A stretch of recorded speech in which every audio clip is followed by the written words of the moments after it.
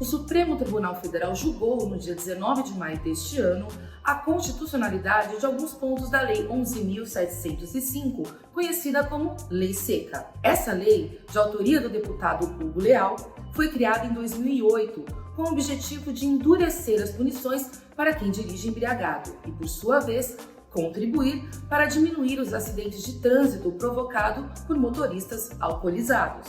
O que diz a lei? Quais os questionamentos julgados pelo STF? E o que muda com a decisão dos ministros, você conhece agora. Eu sou Tatiana Fernandes e apresento o Rede TV Explica de hoje. A chamada Lei Seca é conhecida pelo seu rigor no que diz respeito ao consumo de álcool por motoristas. A tolerância é zero para condutores de carros, ônibus, caminhões e motocicletas. A lei foi criada e aprovada com o intuito de diminuir os acidentes de trânsito causados por condutores alcoolizados. E além de proibir qualquer consumo por parte dos motoristas, também impede a venda de bebidas alcoólicas ao longo das rodovias federais. Mas como era a legislação de trânsito antes da Lei Seca? A história da Lei Seca no Brasil teve início a partir de uma medida provisória. Ela foi adotada em 2008 e proibia somente a comercialização de bebidas alcoólicas nas rodovias federais, sendo a multa para quem descumprisse a medida de R$ 1.500. Só que essa MP se tornou lei no mesmo ano e passou a abranger um conjunto de outras normas, dentre elas a limitação de ingestão de álcool permitida no organismo. Antes da Lei Seca, a ingestão permitida era de até 6 decigramas de álcool por litro de sangue, o que equivale mais ou menos a 2 copos de cerveja, por exemplo.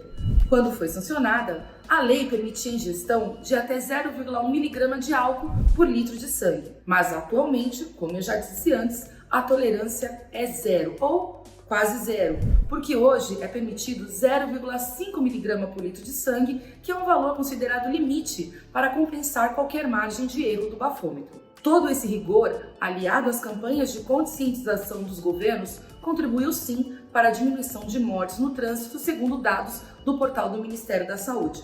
As mortes por lesões de trânsito vêm caindo ano a ano no Brasil depois de 2012. Em 2019, 31.945 pessoas perderam a vida, 710 a menos do que em 2018. Os dados de 2020 e de 2021 ainda não foram integralmente consolidados por conta da pandemia. Mas nas estradas, de acordo com a Polícia Federal, a ingestão de álcool e drogas foi responsável por 452 mortes em 2021, o equivalente a 8,4% de todas as vidas perdidas em acidentes nas rodovias federais brasileiras. Há 9 anos em vigor, a Lei Seca foi ficando mais rígida ao longo do tempo, incluindo a atualização de valores de multa e de outras penalidades. Hoje, o condutor que ingerir qualquer quantidade de bebida alcoólica e for submetido à fiscalização de trânsito está sujeito a multa considerada gravíssima no valor de R$ 2.934,70. O carro do motorista também é apreendido e ele recebe uma suspensão do direito de dirigir por 12 meses. E em caso de reincidência, ou seja, se ele for pego novamente, o valor da multa é dobrado.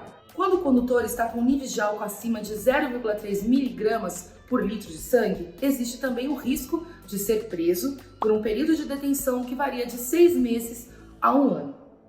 Mas agora vem a dúvida de muitas pessoas. Se a lei cumpre o objetivo de diminuir a ocorrência de lesões de trânsito, como apontam dados dos órgãos federais, por que é que a sua constitucionalidade foi questionada no STF? Bom, para entender isso, precisamos primeiro conhecer as ações que foram julgadas pelo Supremo.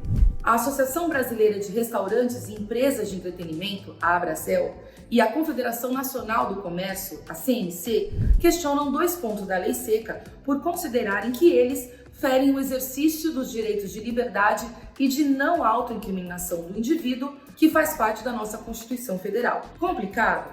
Eu vou explicar. Para a Abracel, o país não pode punir com o mesmo rigor o condutor que ingeriu uma pequena quantidade de álcool e aquele que dirigiu completamente embriagado. A associação defende que o Brasil adote parâmetros para a ingestão de bebidas alcoólicas como os praticados em outros países, que seguem a orientação da Organização Mundial da Saúde. Atualmente, a OMS estabelece um limite de 0,5 gramas por litro de sangue para motoristas em geral e abaixo de 0,2 gramas por litro para condutores com até 21 anos. Mas aqui no Brasil não existe esse limite. A tolerância para ingestão de bebidas alcoólicas por motoristas é zero. A Abracel também questiona a obrigatoriedade da realização do teste do bafômetro, sob pena de multa. Para a associação, essa pressão fere a liberdade do indivíduo que, ao se recusar a fazer o teste, está sujeito às mesmas penalidades aplicadas a uma pessoa que já foi constatado que dirigiu embriagado. Ou seja, se você hoje for parado em uma blitz e não quer fazer o teste do bafômetro, terá que pagar R$ 2.934,70. Mas por que a Abracel e a CNC questionam esses dois pontos? Essas entidades alegam não serem contra penalizar quem dirige sob influência de álcool, mas defendem que a lei não puna com o mesmo rigor um motorista totalmente embriagado e um pai de família que tomou um chopp, por exemplo. A outra ação julgada, também pelo STF, é um recurso extraordinário do Detran do Rio Grande do Sul contra uma decisão do Tribunal de Justiça do mesmo estado que deu ganho de causa a um motociclista que se recusou a fazer o teste do bafômetro.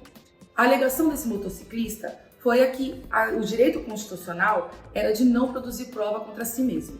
Foram anos de análise em outras instâncias, até que esses casos chegassem ao Supremo. E muito se especulou na mídia sobre a possibilidade da lei seca ser extinta.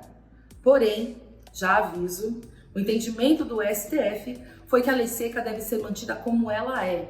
Os 10 ministros da Corte votaram pela constitucionalidade de todo o texto da lei, sem alterações. E o que isso significa?